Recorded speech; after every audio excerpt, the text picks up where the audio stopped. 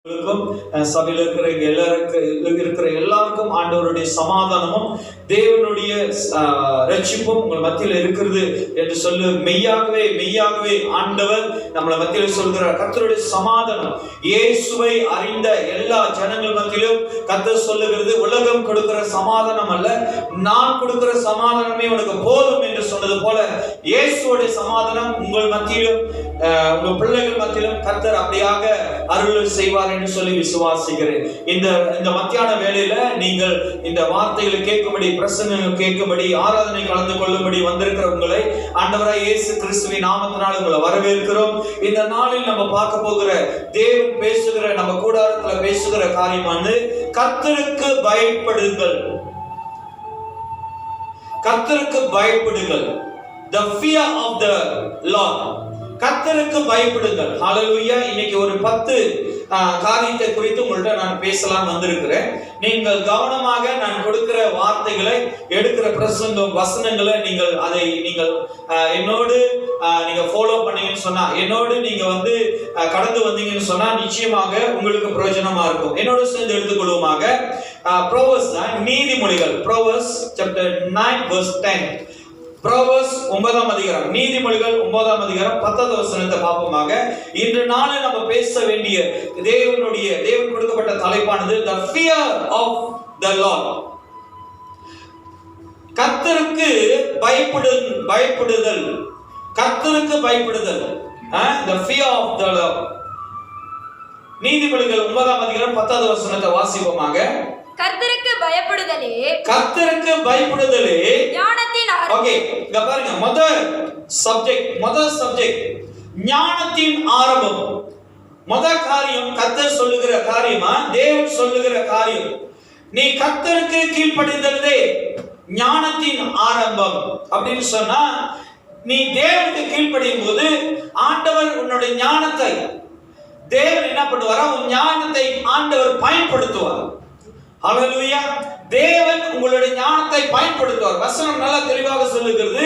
நீதிமொழிகள் 9ஆம் அதிகாரம் 10வது வசனத்துல முதல் காரியமானது கர்த்தருக்கு கீழ்ப்படிதலே ஞானத்தின் ஆரம்பம். நம்மளுக்கு தேவனுடைய ஞானம் வேண்டும். ஆண்டவருக்கு நீங்களும் நானும் கீழ்ப்படியும் போது, ஆண்டவருடைய சத்தத்துக்கு நீங்கள் கீழ்ப்படியும் போது, ஆண்டவருடைய கற்பனைகளுக்கு கீழ்ப்படியும் போது, ஆண்டவர் சொல்லுகிற காரியத்துல நீங்கள் கேட்டு நடக்கும்போது வசனம் பாயிண்ட்ஸ் சொல்லப்படுகிறது. ஞானத்தின் ஆரம்பம், the beginning of the wisdom. உங்களுக்கு தேவன் இடத்துல ஞானம் வரும். நீ தேவனுக்கு கீழ்ப்படியும் போது, ஆண்டவருக்கு தேவ பிள்ளைகள் கீழ்ப்படிகிற கற்றுக்கொள்ள வேண்டும். இன்னைக்கு பெரியோர்கள் எப்படி தேவனுக்கு கீழ்ப்படுகிறார்களோ அதே போலதான் உங்கள் பிள்ளைகளும் தேவனுக்கு கீழ்ப்படிவார்கள். இன்னைக்கு ஆண்டவருக்கு நீ கீழ்ப்படியும் போது வசனம் நல்லா சொல்லப்படுகிறது. நீதிமொழிகள்ல ஞானத்தின் ஆரம்பம், the first points, கர்த்தருக்கு கீழ்ப்படிதலே. இன்னைக்கு உள்ள டைட்டிலே கர்த்தருக்கு கீழ்ப்படிதலே. the mother points, அதுல நான் எடுக்கிற அந்த மொதல் பாயிண்ட்ஸ் ஞானத்தின் ஆரம்பம். நீங்க அநேக பிள்ளைகளை பார்க்கும்போது, அநேக தேவ பிள்ளைகளை பார்க்கும்போது, அவர்கள் உலக ஞானத்தில், உலக எண்ணத்தில், உலக சிந்தையில வாழ்றதுக்கு காரணம் என்னன்னா, ரொம்ப பேர் என்கிட்ட கேட்பாங்க, ஏன் பாஸ்டர் இவர்கள் இப்படி தவறாக போறாங்க, ஏன் பாஸ்டர் இவர்கள் வாழ்க்கையில இவ்வளவு காரியங்கள், சூழ்நிலைகள் மேற்கொள்ள முடியாம காணப்படுகிறாங்கன்னா, அதுக்கு அர்த்தம் சிம்பிள். நீ கடவுளுக்கு கீழ்ப்படியும்போது வசனம் தெளிவாக சொல்லுது. வசனம் ஒருபோதும் பொய் அல்ல. வேதமே சொல்லுது, வானமும் பூமியும் அழிந்து போனாலும் என் வார்த்தையோ ஒருபோதும் அழியாது. ஆண்டவருடைய வசனம் சொல்லுது ஞானத்தின் ஆரம்பம். எதற்கு? கர்த்தருக்கு கீழ்ப்படிதலே உனக்கு ஞானத்தின் ஆரம்பம். இன்னைக்கு அநேக பேர் சொல்றாங்க, பாஸ்டர் இந்த காரியத்தை நான் எப்படி ஹேண்டில் பண்றதுன்னு தெரியல, இந்த ப்ராப்ளத்தை நான் எப்படி மேற்கொள்றதுன்னு தெரியல, இந்த மாதிரி பிரச்சனைகளை நான் எப்படி இதை சால்வ் பண்றதுன்னு தெரியல. ஐயா, தேவனுடைய ஞானம் உனக்கு இருந்தால் போதும், எல்லாவற்றையும் மேற்கொள்ற அதிகாரம் கர்த்தர் ஞானத்துக்கு ஒப்பு கொடுத்திருக்கிறார். அதனாலதான் சொல்லப்படுது கர்த்தருக்கு கீழ்ப்படிதலே ஞானத்தின் ஆரம்பம். கர்த்தருக்கு பயப்படுதலே ஞானத்தின் ஆரம்பம். தேவனுக்கு பயப்பட வேண்டும். ஆண்டவருடைய வார்த்தைகளுக்கு பயப்பட வேண்டும். ஆண்டவருடைய பிரசன்னத்துக்கு பயப்பட வேண்டும். தேவ சமூகத்தில் வரும்போது தேவன் உங்களோடு கூட இருக்கிறார் என்று சொல்லி அந்த பயம், the fear of God. நான் பேசுறது உலகத்தின் பயம் அல்ல, நான் பேசுறது பேரண்ட்ஸ் கிட்ட இருக்கிற பயம் அல்ல, நான் பேசுறது தேவன் கிட்ட இருக்கிற பயம், the fear of God. தேவன் மேல் வைத்திருக்கிற பயம், கர்த்தருக்கு பயப்படுதலே. முதல் பாயிண்ட்ஸ், ஞானத்தின் ஆரம்பம். நம்மளுக்கு தேவனால் வர வேண்டிய, தேவனால் கொடுக்க வேண்டிய முதல் காரியம் தேவனோட ஞானம் வேண்டும். ஐயா, தேவனோட ஞானம் எதனால அது உருவாக்கப்படும்? அந்த ஞானம் எப்படி வரும்?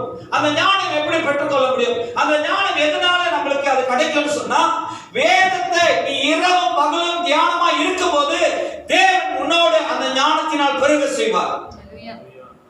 அந்த ஞானத்தில் நீ போகும்போது எவ்வளவு சத்துருவானவன், எவ்வளவு பிரச்சனைகள், எவ்வளவு போராட்டம் வந்தாலும் சத்திய ஆவி உனக்குள்ள இருந்து வெளிப்படும். நீ உன்னை விடுதலை ஆக்கும், உன்னை ஞானவனாய் மாற்றும். அல்லேலூயா. சாலமோனுடைய வாழ்க்கையில நீங்க பார்க்கும்போது அவருடைய ராஜ்யத்துல, அவருடைய சூழ்நிலை மத்தியில எல்லா காரியத்தையும் மேற்கொள்றதுக்கு தேவன் சாலமோனுக்கு ஞானத்தை கொடுத்தார்.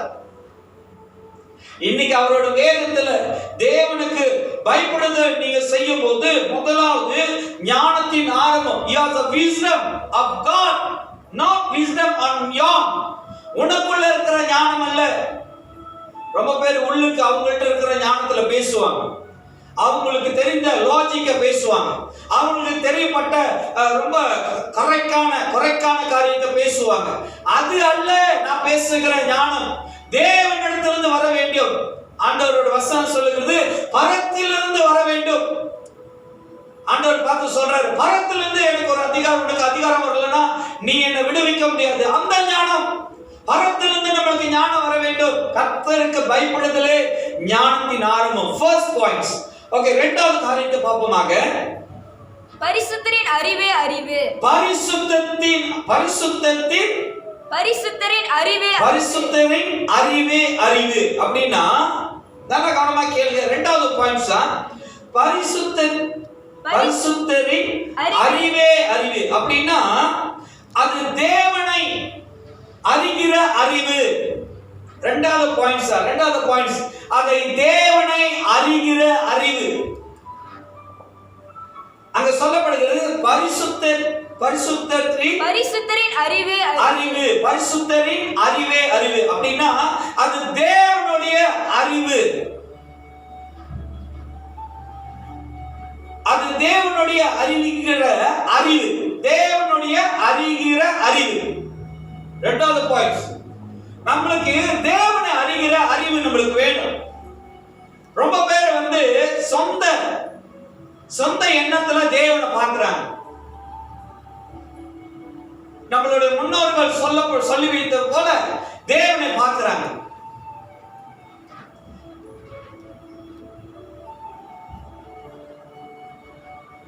மோசே இப்படியாக தேவ சமூகத்துல போகும்போது பாதரட்சத்தை கழட்டி அவர் பரிசுத்தமா இருந்தது போல இதுதான் தேவனை அறியுறது, இப்படிதான் தொழுது கொள்றது, பலியிடுறது இப்படிதான் அப்படின்னு சொல்லி அவருக்கு என்ன பண்றாங்க, அந்த தேவனுடைய அறிவை அவங்களுக்கு உணர்றதுல முன்னோர்கள் பேசுறத இன்னும் ஃபாலோ பண்ணிட்டு இருக்காங்க. இந்த காலத்துல உன் தேவனாகிய கர்த்தரை எப்படி ஆராதனை செய்ய வேண்டும் என்று சொல்லி, தேவனை எப்படி தெரிந்து கொள்ள வேண்டும் என்று, தேவனுடைய அறிவை எப்படி அறிய வேண்டும் என்று சொல்லி உனக்கு தெரியணும்னு சொன்னா பரிசுத்த ஆவியானவர் உனக்குள்ள இருந்தாதான் தேவனுக்கு அறிகிற அறிவை நீ பெற்றுக்கொள்ள முடியும். Not his own mind.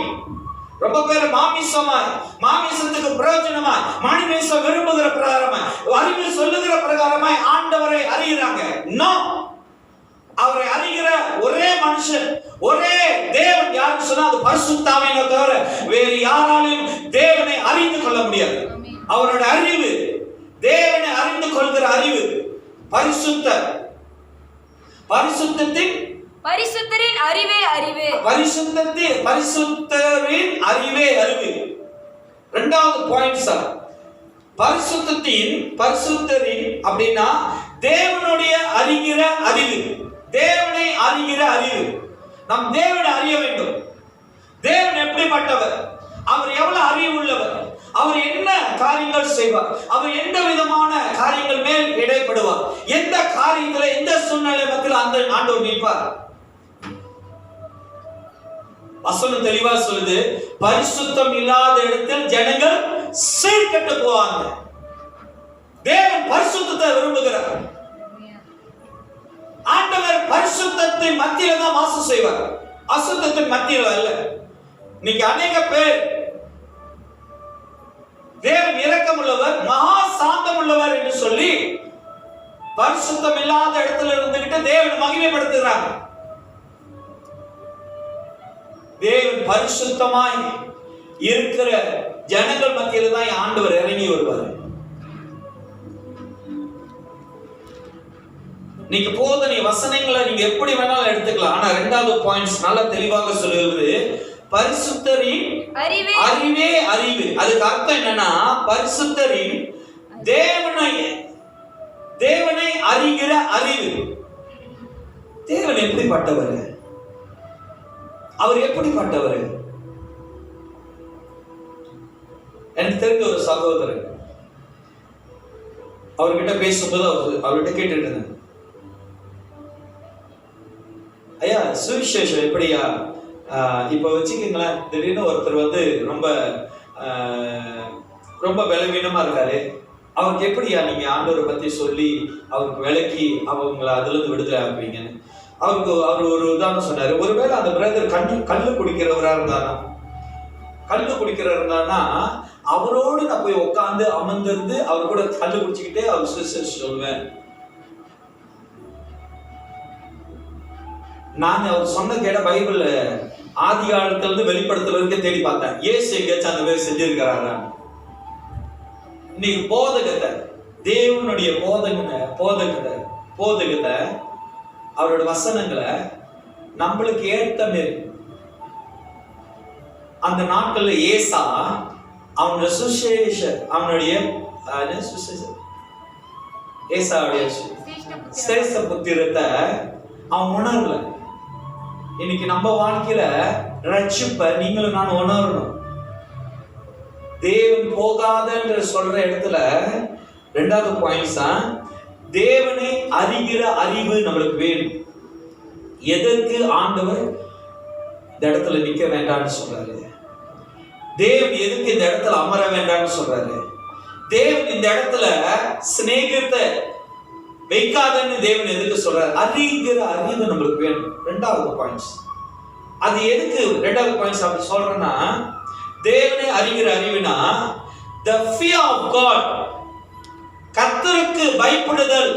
இரண்டாவது பாயிண்ட்ஸ், தேவனை அறிகிற அறிவு இருந்தாதான் நீ கர்த்தருக்கு பயப்பட முடியும். இரண்டாவது காரியம் இன்னைக்கு எடுக்கிறது எல்லாம் கர்த்தருக்கு பயப்படுதலே, அதை தலைப்பா வைத்துதான் உங்களுக்கு பாயிண்ட்ஸ் கொடுக்குறேன். அதெல்லாம் நீங்க செக் பண்ணுங்க, அதெல்லாம் நீங்க பாருங்க. இரண்டாவது வசனம் பாவோம், நீதிமொழிகள் 8ஆம் அதிகாரம் 13வது வசனம். தீமையை வெறுப்பது, நல்லா கவனமா கேளுங்க, இது மூணாவது பாயிண்ட்ஸ். தேவனுக்கு பயப்படுதல் மூணாவது பாயிண்ட்ஸ், தீமையை வெறுப்பது. தேவனுக்கு நீ பயப்படுதல்னு அர்த்தமா, தீமைகளை நீ வெறுக்கணும்.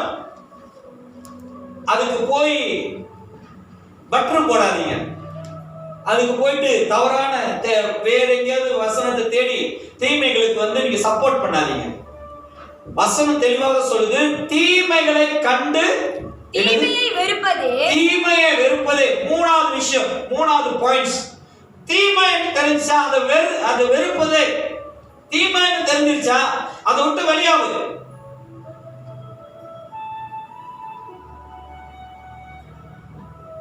இப்போ நீங்க சமைத்துக்கிட்டு இருக்கீங்க, அதுல அனல் கூட வருது, உங்களுக்கு அந்த அனல்னால உங்களுக்கு சுடப்படுகிறது, அதனால உங்களுக்கு வேதனை வருதுன்னா அனலை குறையுங்க, இல்லைன்னா அடுப்பு அடைச்சிருங்க. தீமைன்னு தெரியுதுல, விட்டு விலகு. வசனம் அதான் சொல்லுது. நீதிமொழிகள் Proverbs chapter 8 verse 13, நீதிமொழிகள் 8ஆம் அதிகாரம் 13வது வசனம், தீமைகளை விட்டு விலகு. நீங்க ஒரு சென்டென்ஸ் போடாதீங்க, ஆண்டவர் மனம் இறங்க சொல்றாரு. ஆண்டவர் அன்பு காட்ட சொல்றாரு.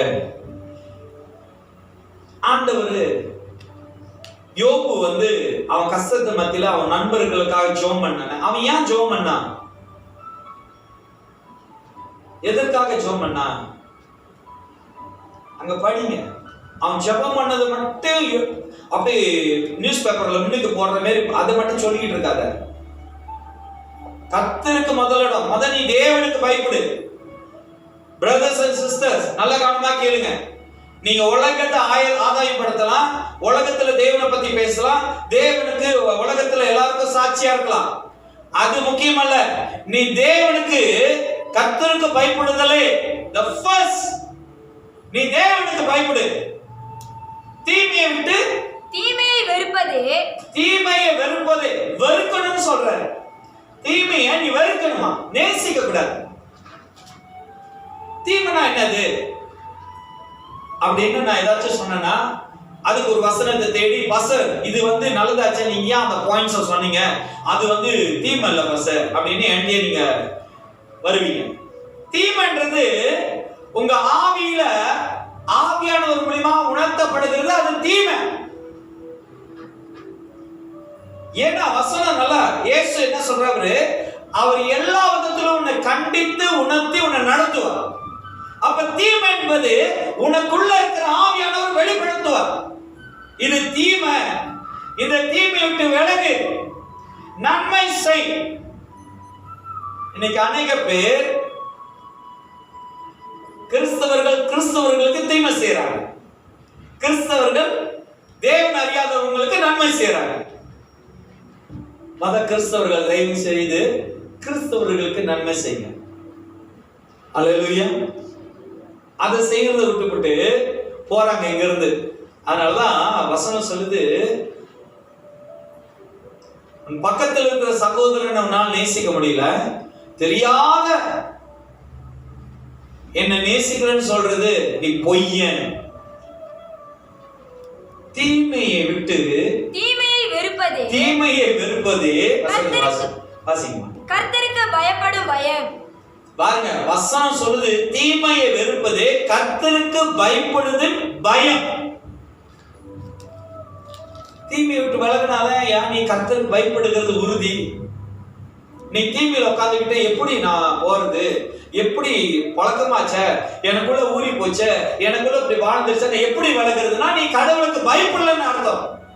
நீ தேவனுக்கு உனக்கு பயம் இல்லைன்னு அர்த்தம். தேவனை பயப்படுவன், தேவனுக்கிட்ட பயப்படுகிறவன். இந்த மூணாவது பாயிண்ட்ஸ், தீமையை வெறுப்பதே. நீ தீமையை வெறுத்துதான் ஆகணும். தேவனுக்கு பயப்படுகிறன்னு சொன்னா, நீ தேவனுக்கு பயந்து வாழ்கிறன்னு சொன்னா நீ தீமையை வெறுக்கணும். வெறுப்பதே அப்படிதான் போட்டிருக்கு, வெறுப்பதே. நீங்க எத்தனை பேர் வெறுக்கிறோம் தீமைய? அதை தானே சேர்த்து வச்சுக்கிட்டு தலையில தூக்கி ஆடிக்கிட்டு இருக்கிறோம். இது சரி, இது சரி, இது சரின்னு. நியாயம் தீர்க்க போறவர் வர, அவர் கூடி சீக்கிரம் வரப்போகிறார். ஆண்டவர் சொன்னார்ல இயேசு, உன் படிக்கு எடுத்துக்கொண்டு நட. படுத்துக்கிட்டே இருக்காதீங்க. நீங்க ஒரு கற்பனையிலோ, நீங்க ஒரு போதனையிலோ, நீங்க ஒரு எண்ணத்திலும் அப்படியே படுத்தே கிடக்காதீங்க. ஆண்டவர் சொன்னார்ல, நான் சுகமாக்கின படுக்கையை எடுத்துக்கொண்டு நட. மூணாவது, தீமையை வெறுப்பது கர்த்தருக்கு பயப்படுதல் பயம். பெருமையும் அகந்தையும் தீய வழியையும் புரட்டு வாயையும். என்னோட தமிழ்ல சொன்ன உன்னோட நாத்த வாய், சரியா, உன்னுடைய தயிர் வாய், உன்னோட தேவையில்லாத இந்த வாயில வருதுல, அதுவும் நான் வெறுக்கிறேன். பாருங்க, அந்த வசனத்தை நல்லா படிச்சு பாருங்க. தீமையை வெறுப்பது கர்த்தருக்கு பயப்படுகிறது பயம். பாருங்க, பெருமை. இது பாயிண்ட்ஸ் இல்ல, அந்த வசனத்துல சொல்றேன். பெருமை. அடுத்தது அகந்தை. பெருமை என்ன தெரியுங்களா?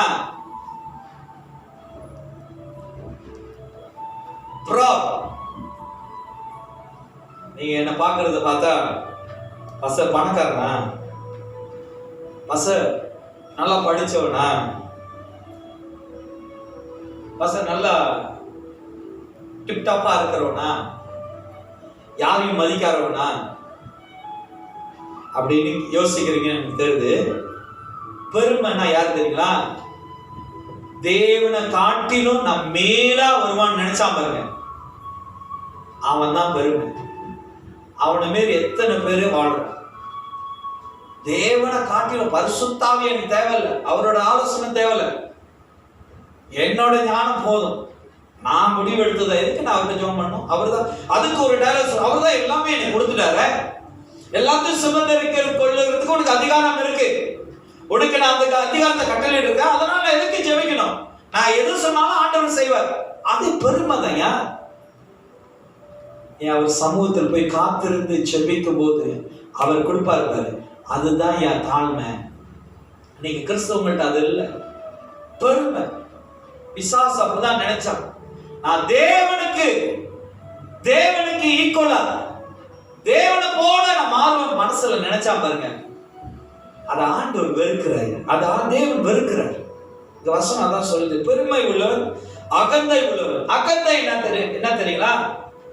அகந்தை அவன் யாரும் பேச்சு கேட்க மாட்டான், அவன் செய்யறதெல்லாம்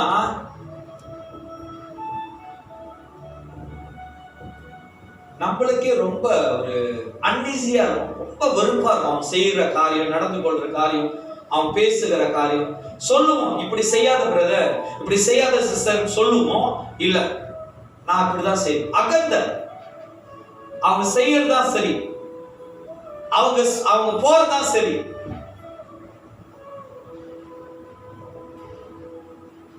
பரிசுத்த ஆவியானவருடைய பேச்சை கேட்டு நீங்க நடந்தீங்கன்னா உங்களுக்கு பெருமை இருக்காது, அகந்த இருக்காது.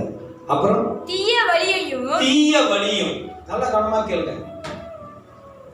தீய வழி அப்படின்னா தேவனுடைய வார்த்தைக்கு விலகி போறேன்னு சொன்னா அது தீய வழி.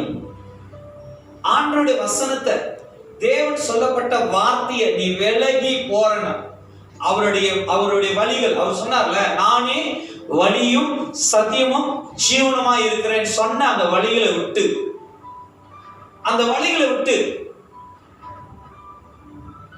ஏசா தேவனுடைய வழியை விட்டு விலகினாலதான் அவன் துன்மார்க்கனை போல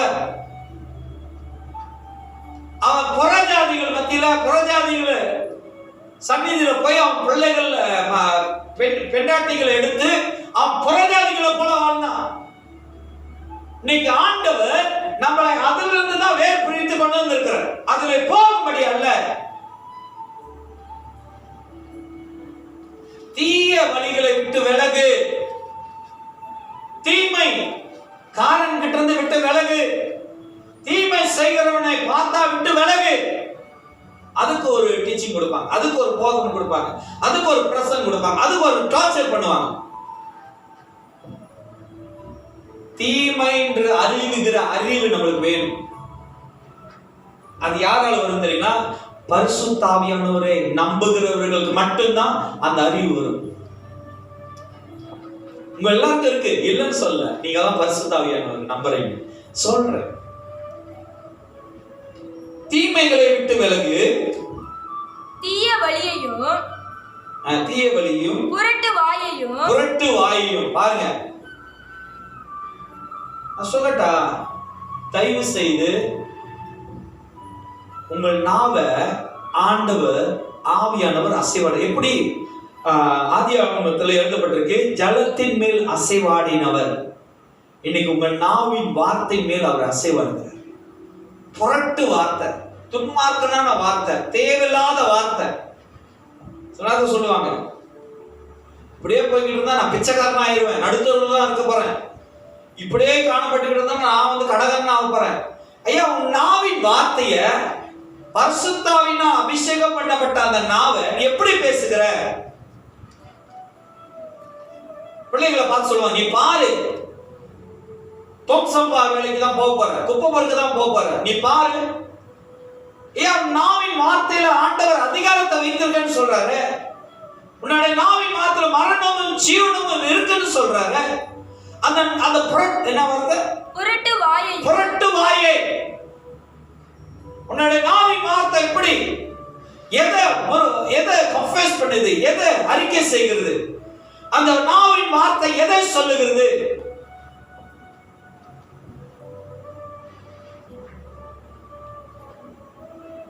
ஆவியில உணர்ந்த ஒரு காரியம் சொல்ற, நல்ல கவனமா கேளுங்க. கணவனை இழந்த மனைவிகள், கணவனை இழந்திருக்கிற மனைவிகள் நல்லா ஞாபகம் வைத்து கூர்ந்து கேளுங்க.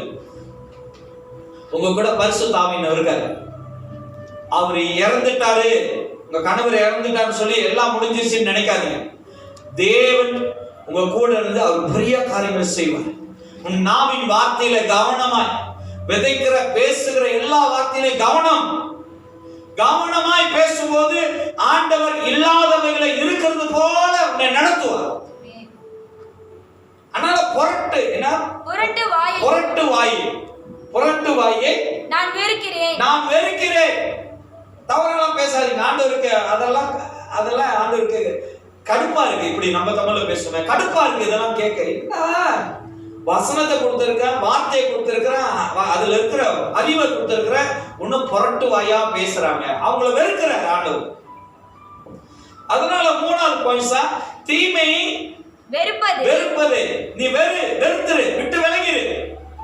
தீமைன்னு தெரிஞ்சா அது விட்டு விலகிரு. மூன்றாவது, இப்ப மூணாவது வசனத்துக்கு போவோம். நீதிமொழிகள் 14ஆம் அதிகாரம் 27வது வசனம். Proverbs chapter 14 verse 27. கர்த்தருக்கு பயப்படுதல். பாருங்க, இது நாலாவது பாயிண்ட்ஸ் நான் கொடுக்கிறேன். நாலாவது பாயிண்ட்ஸா, கர்த்தருக்கு பயப்படுது ஜீவ ஊற்று. இதுதான் நாலாவது பாயிண்ட்ஸ், ஜீவ ஊற்று. The refuge to Holy Spirit. ஜீவ ஊற்று, refuge to Holy Spirit. அப்படின்னா கர்த்தருக்கு பயப்படுதல். நம்ம கர்த்தருக்கு பயப்படுதலே அந்த டைட்டில்ல இது நாலாவது பாயிண்ட்ஸ் நான் கொடுக்கிறது. கர்த்தருக்கு பயப்படுதலே ஜீவ ஊற்றும். அதனால் மரண கண்ணிகளுக்கு தப்பலாம். பரிசுத்த ஆவியானவர் இருக்கிறார் சொன்னா, the refuge the Holy Spirit. பரிசுத்த ஆவியானவர் உங்களுக்குள்ள இருக்கிறார்னா மரண கண்ணிகளுக்கு தப்பலாம். அல்லேலூயா. சில நேரத்துல பார்க்கும்போது வேதனையா இருக்கும். ரோட்ல அடிபட்டு இறந்து கிடப்பாங்க. ஆவியானவர் சொல்லுவாரியா, போன்னு சொல்ற இடத்துல போங்க, நெல்லுன்னு சொல்ற இடத்துல நெல்லுங்க, வீட்டு விட்டு வெளியாகதுன்னு சொன்னார்னா வெளியாவாத. அங்க வசனம் நல்லா சொல்லுகிறது. நாலாவது, ஜீவ ஊற்று. கர்த்தருக்கு பயப்படுதலே ஜீவ ஊற்று.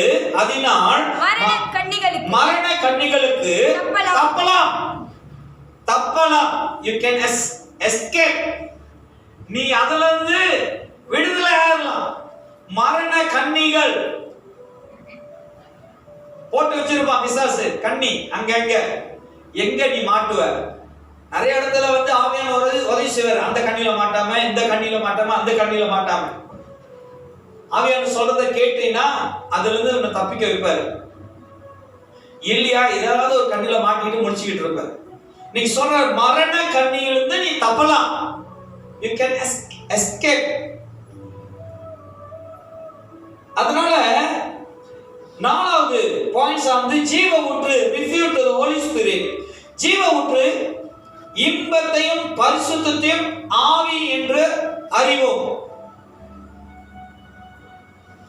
பரிசுத்த ஆவி வரும்போது மரண கண்ணிகளுக்கு தப்புவோம். இந்த ஜீவ ஊற்றுடைய அர்த்தம் ஜீவ ஊற்று இன்பத்தையும் பரிசுத்தத்தையும் ஆவி என்று அறிவோம். இரண்டாவது, பரிசுத்த ஆவி வரும்போது மரண கண்ணிகளுக்கு தப்புவோம். அப்ப இந்த நாலாவது ஜீவ ஊற்று. இந்த ஜீவ ஊற்று நம்ம வாழ்க்கையில தேவை. எப்படி இந்த ஜீவ ஊற்று வரும் அப்படின்னா, 3 வேளையும் மூக்க பிடிக்க சாப்பிட்டு நீ கிடைக்கிற நேரம் எல்லாம் டிவி முன்னுக்கு நம்ம நேரத்தை செலவு பண்ணிட்டு, அது பத்தாம படுக்கிற நேரத்துல போனை போட்டு நோண்டி இப்படி இருந்தா refuge the Holy Spirit. ஜீவ ஊற்று நம்ம மத்தியில வராது. ஹார்ட் அட்டாக் தான் வரும். 3 வேளையும் மூக்க பிடிச்சு சாப்பிட்டா. நீ தேவ சமூகத்துல காத்திருந்து ஜெபிக்கும் போது, அவரோட வார்த்தையில நிலைநிறுத்து, அவரோட வார்த்தையை நீ தியானிக்கும் போது, பரிசுத்த ஆவியானவர் ரொம்ப பேரு ஜெபிக்க போறாங்க, ஜெபம் செய்யறாங்க. இது ஒரு காரியம் கத்துக் கொடுக்குறாங்க. ஒரு மணி நேரம் வச்சுக்கலாம் அவங்க ஜெபிக்கிறது. ஆண்டவர் பேசுறதுக்கு அவங்க இடம் கொடுக்க மாட்டாங்க. அந்த ஒரு மணி நேரமும் இவங்க பேசி தள்ளி முடிச்சுட்டு வந்துருவாங்க. இவங்களுடைய குறை, இவங்களோட ரிக்வெஸ்ட், இவங்களோட பிரேயர் கரெக்டா ஒரு மணி நேரம் இருக்கும். அப்புறம் எப்படி தேவன் உங்கள்கிட்ட பேசுவார்? அப்புறம் இன்னொரு காரியமும் இருக்கு.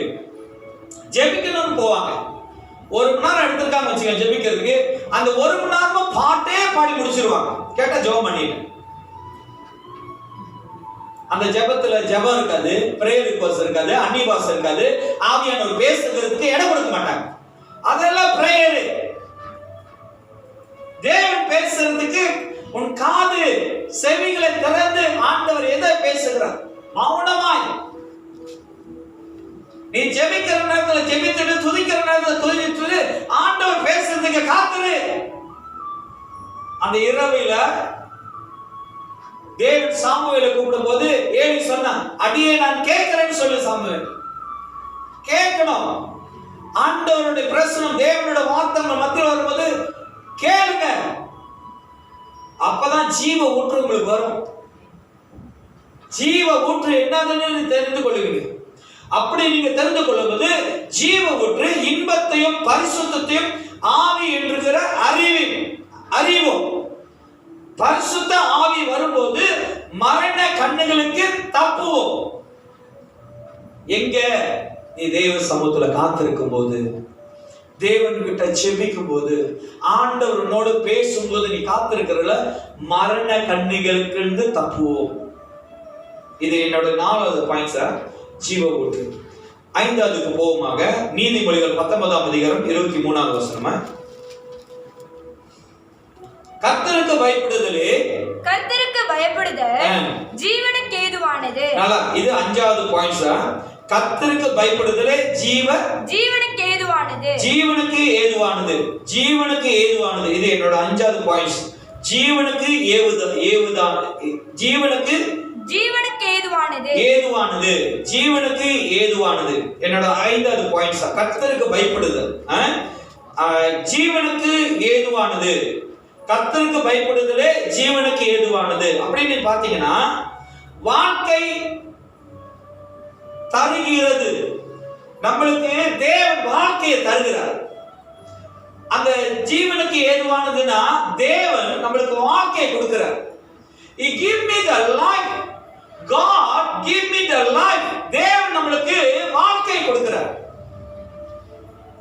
அநேக பேர் அவர்களோட வாழ்க்கை எப்படி இருக்க வேண்டும் சொல்லி அவர்கள் அமைத்துக் கொள்றாங்க.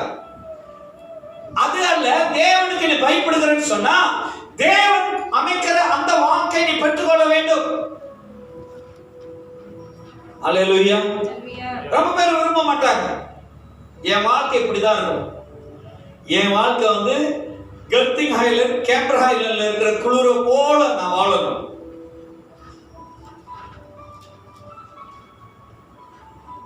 ஒரு நாள் நான் வேலை செய்கிற டைம்ல கேம்பர் ஹைலண்ட் போயிருந்தேன். நம்ம ஊர்ல வெயில் பச்சை தண்ணியில குடிச்சாதான் அது ஒரு ஹிட்டே. அங்க போய் பச்சை தண்ணியை மறந்துடுவாங்க. கேமரா லைன், ஜெட்டிங் எல்லாம் போனீங்கன்னா பச்சை தண்ணி எல்லாம் எட்டி பார்க்க மாட்டாங்க, சுடு தண்ணி தான் ரொம்ப எதிர்பார்ப்பாங்க. ஐயா, இங்க நல்லா தெளிவாக சொல்லப்படுகிறது, கர்த்தருக்கு பயப்படுதல் ஜீவனுக்கு ஏதுவானது. ஜீவனுக்கு ஏதுவானதுன்னா அதோட அர்த்தம் என்னன்னா வாழ்க்கை தருவதில்லை, வாழ்க்கை தருகிறது. தேவன் நம்மளுக்கு வாழ்க்கை தருகிறார். நம்ம எப்படிப்பட்ட வாழ்க்கை வாழ வேண்டும், அவருடைய சித்தத்தின்படி நீ எந்த வாழ்க்கைக்குள் போக வேண்டும், தேவன் கொடுக்கிற அந்த வாழ்க்கை நீ பெற்றுக்கொள்ளும் போது ஜீவனுக்கு ஏதுவானது.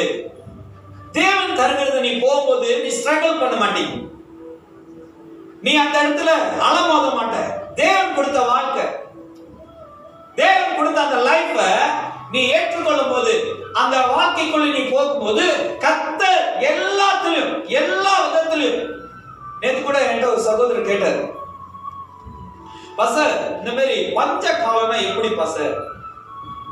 பஞ்சம்னா கஷ்டம், சாப்பாடுக்கு உணவுக்கு வாழ்கிறதுக்கு கஷ்டம். ஆனா அந்த பஞ்ச காலத்துல தேவன் அவருடைய தீர்க்கதரிசி அனுப்புவார். எல்லாம் நீங்க ராஜாக்கள்லாம் படிக்கலாம். பஞ்ச காலத்துல ஃபர்ஸ்ட் கிங்ஸ்ல நீங்க பழைய ஏற்பாடுலாம் போகும்போது ராஜா பஞ்ச காலம் வந்துருச்சா சுவிசேஷர்கள் வருவாங்க, தீர்க்கதரிசி வருவாங்க. அங்க தேவன் காண்பிக்கிற ஜனங்களுக்கு வார்த்தைகள் சொல்லுவாங்க, அவங்க ஆசீர்வதிக்கப்படுவாங்க. அந்த ஆசீர்வாதத்துல அவங்க மன மகிழ்ச்சியாக இருப்பாங்க.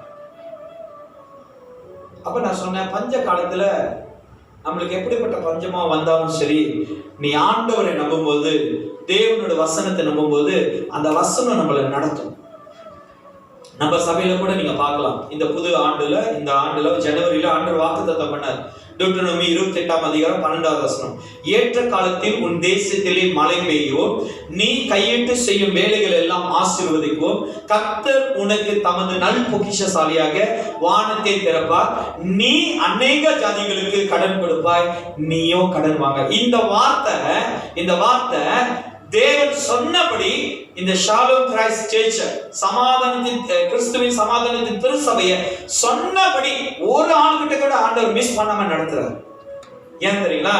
இந்த காலத்துல தேவன் நம்மளுக்கு வாக்கு பண்ணியிருக்கிறார், ஆண்டவர் வாக்கு தத்துவம் பண்ணியிருக்கார். அவர் சொன்னதுபடி அவர் கொடுத்த வாழ்க்கை, அவர் கொடுத்த வாழ்க்கை தருகிறது. அவர் கொடுத்த அந்த வாழ்க்கை நம்மளுக்கு தருகிறது. அதனால அவர் கொடுத்த வாழ்க்கைக்குள்ள, அவர் நியமித்த அந்த வாழ்க்கைக்குள்ள நீங்களும் நானும் வாழ்கிறேன்னு சொன்னா நிச்சயமாக ஆண்டவர் அந்த வாழ்க்கையில தேவன் பொறுப்பெடுத்துக் கொள்வார். அவர் நிற்றமும் எல்லா விதத்திலும் அவர் சூழ்ந்து கொள்வார். நம்ம தான் என்ன பண்ணுகிறோம்? தேவனுக்கு பயப்படாதபடி, தேவனுடைய சத்தத்தை கேட்காதபடி நம்ம போய்கிட்டு இருக்கிறோம். 5வது காரியம் நல்லா எடுத்துக்கொள்ளுங்க, ஜீவனுக்கு ஏதுவானது. 5வது தொடர்ந்து வாசிங்க. அதை அடைந்தவர் திருப்தி அடைந்து. ஓகே, இது 6வது பாயிண்ட்ஸா. திருப்தி அடைந்து, கர்த்தருக்கு பயப்படுகிறவர் திருப்தி அடைவான், திருப்தியா இருப்பான், குறையா இருக்க மாட்டான். அல்லேலூயா. அவன் கஞ்சி சாப்பிட்டாலும் சரி, அவன் KFC சாப்பிட்டாலும் சரி, தேவனுக்குள்ள அவன் திருப்தியா இருப்பான். இஸ் a fullness, அவன் திருப்தியா இருப்பான். ஹalleluya. தேவனுக்கு பயப்படுவான், திருப்தியா இருப்பான். அந்த வசனத்துல நல்லா கரெக்ட்டா சொல்லிருக்கு, அதை அடைந்தவன் திருப்தி அடைந்து. 6வது பாயிண்ட், நீ தேவனுக்கு பயப்படுகிறவனா இருந்தா திருப்தி அடைவன். தேவன் வைத்திருக்கிற அந்த வாழ்க்கையை குறித்து நீ திருப்தி அடைவ. ஒருவேளை அதுல உனக்கு போராட்டம், ஒருவேளை உனக்கு அதுல ஒரு விதமான சூழ்நிலை இருக்கும், ஆனா அதன் மத்தியில நீ திருப்தி அடைவ. ஏன் தெரியுமா? இது தேவனால் வரப்பட்ட வாழ்க்கை, ஆண்டவர் கொடுக்கப்பட்ட வாழ்க்கை, ஜீவனுக்கு ஏதுவானதுன்னு சொல்லப்பட்ட அந்த வாழ்க்கையானது உனக்கு திருப்தி அடைந்தது அப்படின்னு. அடுத்தது வாசிப்போம். இது 6வது பாயிண்ட்ஸா, திருப்தி அடைந்தது, திருப்தி அடைந்து நிலைத்திருப்பாய். 7வது பாயிண்ட்ஸ், நிலைத்திருப்பாய். யாருக்குள்ள நிலைத்திருப்ப? தேவனுக்குள்ள நீ நிலைத்திருப்ப, தேவனோட வார்த்தைக்குள்ள நிலைத்திருப்ப, ஆண்டவர் காட்டுகிற அந்த விசேஷமான வழிகள் மேல் நிலைத்திருப்ப. முக்கியமாக பரிசுத்த ஆவிக்குள், பரிசுத்த ஆவியானவருக்குள் நீ நிலைத்திருப்ப. அது உஷ்ணமா இருந்தாலும் சரி, குளிரா இருந்தாலும் சரி, அது வெறுமையா இருந்தாலும் சரி, அது போராட்டமா இருந்தாலும் சரி, நீ ஆவியானவருக்குள் நிலைத்திருப்ப. இன்னைக்கு எப்படி தெரியுங்களா கிறிஸ்தவங்க இருக்கிறாங்க?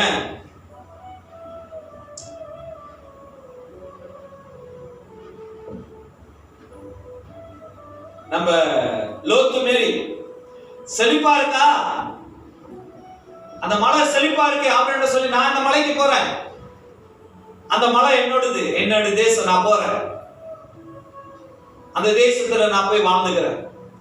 பாவம் நிறைந்த பிறகு அந்த தேசத்தை விட்டு ஓடியார. நீங்க கிறிஸ்தவங்க அப்படிதான் வாழ்றீங்க. கிறிஸ்துவுக்குள் பரிசுத்த ஆவியினருக்குள் நிலைத்திரு.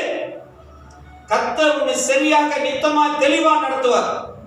விட்டு ஓடும்படி அல்ல.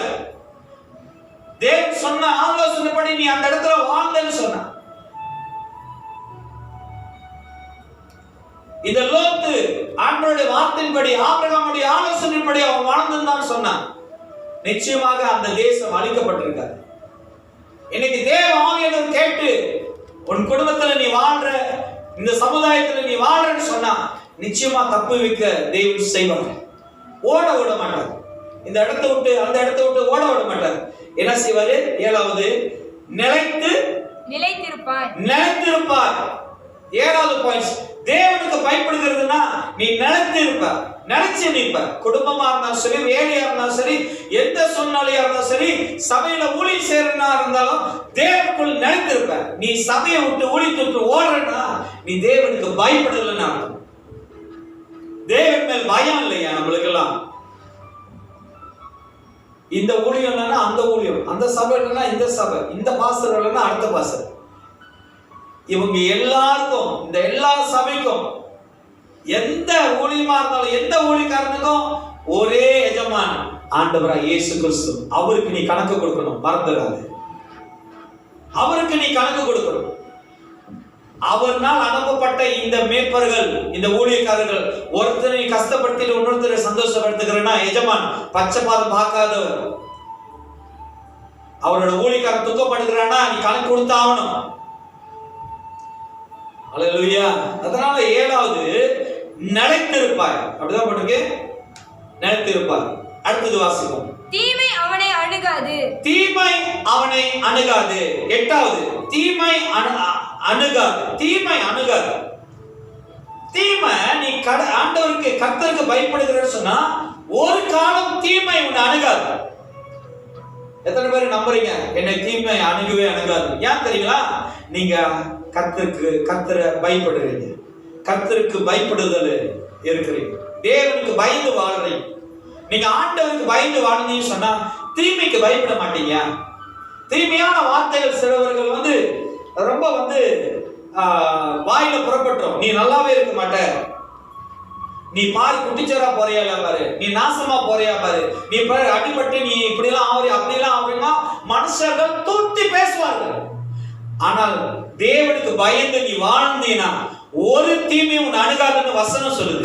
நான் சொல்லல, வசனம் சொல்லுது. 8வது பாயிண்ட், ஒரு தீமையும் உன்னை அணுகாது.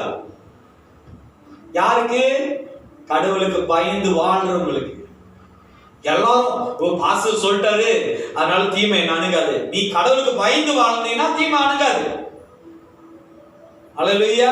வசனத்தை நீங்க நல்லா தெளிவா கேளுங்க. வசனம் நல்லா சொல்லுது, தீமை அவனை அணுகாது. 8வது பாயிண்ட், நம்மளுக்கு தீமையே அணுகாது. கடவுளுக்கு பயந்து வாழலாம், கர்த்தருக்கு பயந்து வாழலாம். The fear of the Lord, தேவனுக்கு பயந்து வாழ்ந்தீனா தீமை அணுகாது.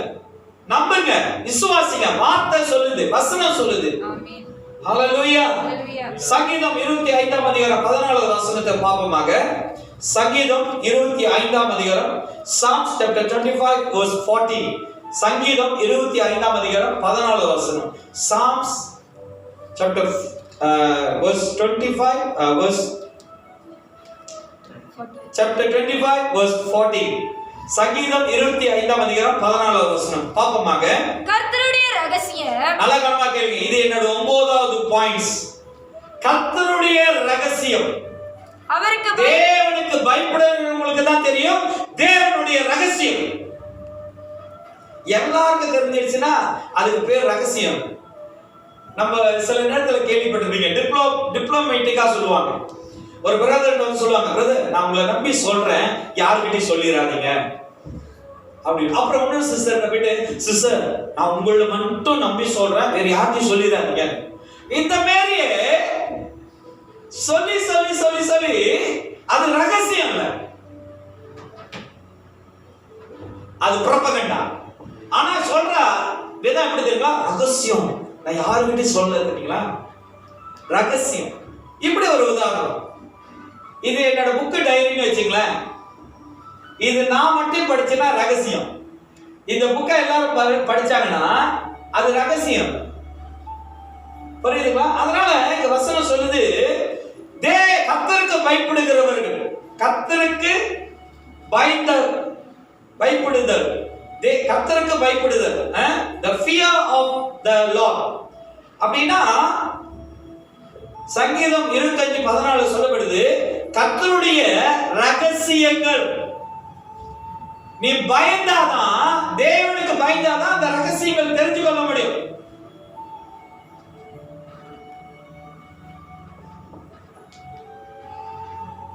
நீ துணிகரமாய் தேவனுக்கு கீழ்ப்படியாம, நீ தேவனுக்கு பயப்படாம, தேவனோட வார்த்தையில நிக்காம, ஆண்டவர் காட்டுகிற வழியில நீ போகாம, தேவனோட ரகசியத்தை நீ புரிந்து கொள்ள முடியாது. நீ சொல்லலாம், நான் நல்லா பைபிள் படிக்கிறேன், எல்லாம் எனக்கு தெரியும், A to Z நான் படிச்சிட்டேன். ஆனா கர்த்தருக்கு பயப்படாம எப்படியா எல்லாமே உனக்கு தெரியும்? தெரிய முடியாது. அவருக்கு பயந்து வாழ்ந்தாதான், அவருக்கு கீழ்ப்படிந்து இருந்தாதான். சாமுவேல் ஒரு நல்ல உதாரணம். சங்கீதம் 1 சாமுவேல் chapter 9 போய் படிச்சு பாருங்க. சாமுவேல்கிட்ட சவுலை பத்தி ஆண்டவர் வந்து பேசுறார். இன்னைக்கு ஆண்டவர் உங்கள்கிட்ட அவர் ரகசியங்களை சொல்லுவார். எப்படி தெரியுங்களா? நீங்க 5 மணி நேரம் ஜெபித்துட்டு 3 மணி நேரம் வசனத்தை படிச்சுட்டு 40 நாள் உபவாசம் எடுத்துட்டா தேவன் வந்து பேசிடுவாருன்னு தப்பு கணக்கு போட்டுறாதீங்க. வசனம் தெளிவா சொல்லுது, நீங்க கர்த்தருக்கு பயப்படுதல், தேவனுக்கு பயந்து வாழ்ந்தா, வசனம் சொல்லுது, கர்த்தருடைய ரகசியம். இதான் 9வது பாயிண்ட்ஸ். கர்த்தருடைய ரகசியம், சீக்ரெட் ஆஃப் காட். சீக்ரெட் ரெசிபில சீக்ரெட் ஆஃப் காட். அவர் ரகசியத்தை அவருக்கு பயந்தவர்கள் இடத்தில் இருக்கிறது. அவருக்கு பயந்தவர்கள் இடத்துல மட்டும்தான் இருக்கும். எல்லார்கிட்ட இருந்துச்சுன்னா அது ரகசியம் இல்லை. நான் திரும்பி சொல்றேன், அவருக்கு பயந்து இருக்கிறவர்களுக்கு அவங்கள்ட்ட மட்டும்தான் இருக்கும். கர்த்தருக்கு பயப்படுகிறவன்கிட்ட தான் இருக்கும். அவருக்கு பயந்து வாழ்றானே அவன்கிட்ட மட்டும்தான் இருக்கும் தேவனுடைய ரகசியம். தொடர்ந்து வாசிப்போம். அவர்களுக்கு தம்முடைய உடன்படிக்கையை தெரியப்படுத்துவார். 10வது பாயிண்ட்ஸா, தம்முடைய உடன்படிக்கையை வெளிப்படுத்துவார். நல்லா கவனமா கேளுங்க. பயப்படுதல் இருக்கிறது. அவர்களுக்கு தம்முடைய உடன்படிக்கையை, யாரோட உடன்படிக்கை? கர்த்தருடைய உடன்படிக்கை. பயந்து கர்த்தருக்கு பயப்படுதல், அவனுக்கு கொண்டுதான் தேவனுடைய உடன்படிக்கை. யாரோட உடன்படிக்கை? தேவனுக்கும் கர்த்தருக்கும் இருக்கிறது. கர்த்தருக்கும் பரிசுத்த ஆவியானவருக்கும் இருக்கிறது. தேவனுக்கும் நம்மளுக்கும் இருக்கிற உடன்படிக்கை. நீ பயந்து வாழ்ந்தாதான், கர்த்தருக்கு பயப்படுதல் இருந்தாதான் அந்த உடன்படிக்கை உனக்கு தெரியும். 10வது பாயிண்ட்ஸ், தம்முடைய உடன்படிக்கையானது தம்முடைய உடன்படிக்கையை தெரியப்படுத்துவார். தம்முடைய உடன்படிக்கை, இது 10வது பாயிண்ட்ஸ். அவருடைய உடன்படிக்கையை நம்மளுக்கு வெளிப்படுத்துவார். இன்னைக்கு இதெல்லாம் தெரியாம, ஆண்டவருக்கு பயப்படாம நான் பரலோகத்துக்கு போயிருவேன், நான் இயேசு வரும்போது ஆயத்தமா இருப்பேன், நிச்சயமாகவே நான் பேர் கிறிஸ்தவன், ஆதியிலிருந்து கிறிஸ்தவனா இருக்கிறேன், சபையில ஊழியம் செய்யறேன், எனக்கு நம்பிக்கை இருக்கு, ஏன்னா வசனம் சொல்லுது, நீ விசுவாசித்தா தேவனோட மகிமை காண்பாய், அதனால பரலோகத்துக்கு போவேன். இது இல்லைன்னா எப்படி? மேன்கி கர்த்தருக்கு பயப்படுதல் இல்லைன்னா எப்படி? 10 பாயிண்ட்ஸ் உங்களுக்கு கொடுத்தேன். அந்த 10 பாயிண்ட்ஸ்ல 9வது பாயிண்ட்ஸ் வந்து கர்த்தருடைய ரகசியம். 9வது பாயிண்ட்ஸ் கர்த்தருடைய ரகசியம். 10வது பாயிண்ட்ஸ் கர்த்தருடைய உடன்படிக்கையை தெரியப்படுத்துவது. கர்த்தருடைய உடன்படிக்கையை தெரியப்படுத்துவது.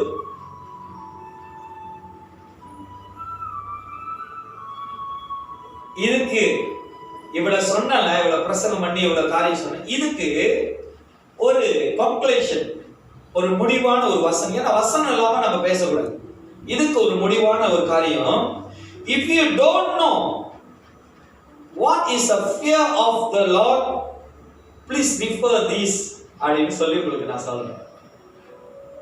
சங்கீதம் 34ஆம் அதிகாரம் 11ஆவது வசனம். ஒருவேளை இதை குறித்து உங்களுக்கு சரியான புரிந்துணர்வு இல்லை, சரியா புரிஞ்சுக்க முடியலன்னா சங்கீதம் 34:11 சொல்லப்படுகிறது, பிள்ளைகளே வந்து எனக்கு செவி கொடுங்க. பிள்ளைகளே வந்து எனக்கு செவி கொடுங்க அப்படின்னா கர்த்தருக்கு கீழ்ப்படிங்க. பிள்ளைகளே வந்து எனக்கு செவி கொடுங்கள், கர்த்தருக்கு பயப்படுதலை. கர்த்தருக்கு பயப்படு.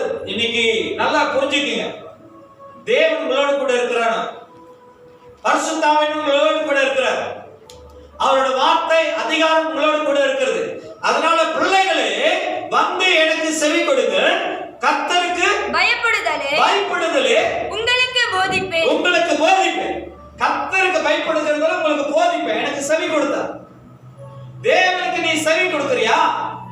தேவனோட வார்த்தைக்கு செவி கொடுக்கறியா? பரிசுத்த ஆவியானவருக்கு உன்னை முற்றிலுமாய் ஒப்பு கொடுக்கறியா? தெளிவாக போட்டிருக்கு, பயப்படுதலே உங்களுக்கு, கர்த்தருக்கு பயப்படுதலே உங்களுக்கு போதிப்பேன். ஹalleluya. இன்னைக்கு ஆண்டவர் சொல்றாரு ஷாலோம் கிரைஸ்ட் சபை பிள்ளைகளுக்கு, கிறிஸ்துவின் சமாதானத்தின் திருச்சபையில் உள்ள பிள்ளைகளுக்கு சொல்றாங்க, நீ ஆண்டவருக்கு கர்த்தருக்கு பயப்படுதல், the fear of the Lord, தேவனுக்கு பயப்படணும், மனுஷனுக்கு பயப்படாது, தேவனுக்கு பயப்படும். உன் கூட வாழ்ந்து கொண்டிருக்கிறார் பரிசுத்த ஆவியானவருக்கு, அவருக்கு பயந்து வாழ. நீ சொல்லப்பட்ட வார்த்தை அதை நீ கேட்டு விட்டு விடாதபடி அதை கேட்டு ஆவியானவருக்குள் உன்னை ஒப்புக்கொடு. அவர் உன்னை நடத்துவார், தீமையிலிருந்து விலக்குவார். சொல்லப்பட்ட ஒவ்வொரு காரியம், ஒன்றாவது பாயிண்ட்ஸ் ஞானத்தின் ஆரம்பம். ஃபர்ஸ்ட் பாயிண்ட்ஸ் உனக்கு தேவன் கொடுக்கிறது ஞானத்தின் ஆரம்பம். கடவுளுக்கு கர்த்தருக்கு நீ பயந்தினா ஞானத்தின் ஆரம்பம். இரண்டாவது பரிசுத்தரின் அறிவு அப்படின்னா தேவனை அறிகிற அறிவு, இரண்டாவது பாயிண்ட்ஸ். மூணாவது பாயிண்ட்ஸ் தீமை வெறுத்திரு, தீமையை வெறுத்திரு, மூணாவது பாயிண்ட்ஸ். நாலாவது பாயிண்ட்ஸ் ஜீவன் ஊற்று. ஜீவ ஊற்றுனா ரிஃப்யூ த ஹோலி ஸ்பிரிட். ஜீவன் இன்ப பரிசுத்தம் ஆவி என்று அறிவு. பரிசுத்த ஆவி வரும்போது மரண கண்ணிகளுக்கு தப்பலாம். நம்ம மரணத்துக்கு தப்பி இருக்கலாம், தப்ப வைப்பார். ஐந்தாவது ஜீவனுக்கு ஏதுவானது, ஐந்தாவது ஜீவனுக்கு ஏதுவானமா இருக்கும். ஆறாவது திருப்தி அடைவார், அப்படியா? திருப்தி அடைவார். ஏழாவது நிலைத்திருப்பார், ஏழாவது நிலைத்திருப்பார். எட்டாவது தீமை அவனை அணுகாது, எட்டாவது தீமை அவனை அணுகாது. ஒன்பதாவது கர்த்தருடைய ரகசியம், கர்த்தருடைய ரகசியம். பத்தாவது தம்முடைய உடன்படிக்கை தெரிவிக்கப்படும், நம்முடைய உடன்படிக்கை தெரிவிக்கப்படுவார். அதனால இன்னைக்கு உங்களுக்கு ஒரு காரியத்தை சொல்லி நான் முடிக்கிறேன். எந்த சூழ்நிலையா இருந்தாலும் உங்களுடைய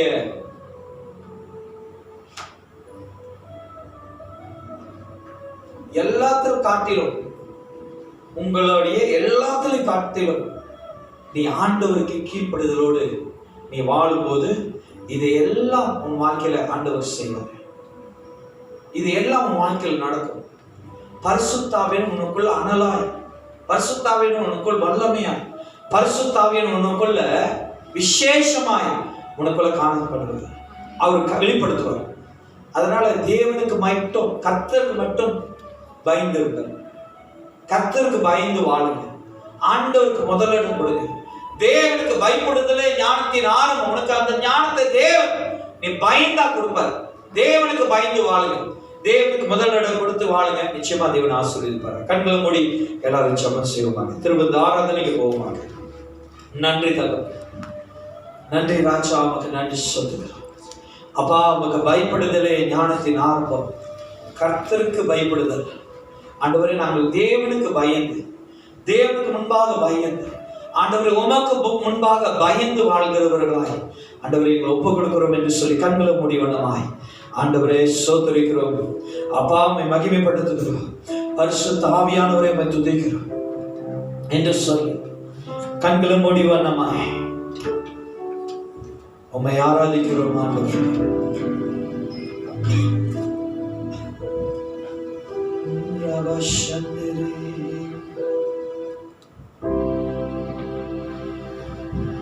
ரசத்தை அப்பத்தை நீர் ஆசீர்வதிங்க, பரிசுத்தப்படுத்துங்க.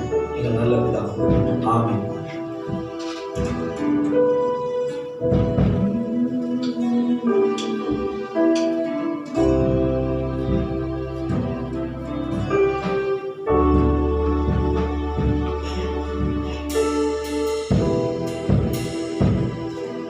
சர்வ சிருஷ்டிக்கும் எஜமானனே,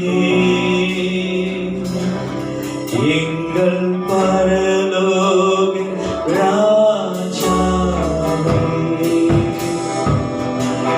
சர்வ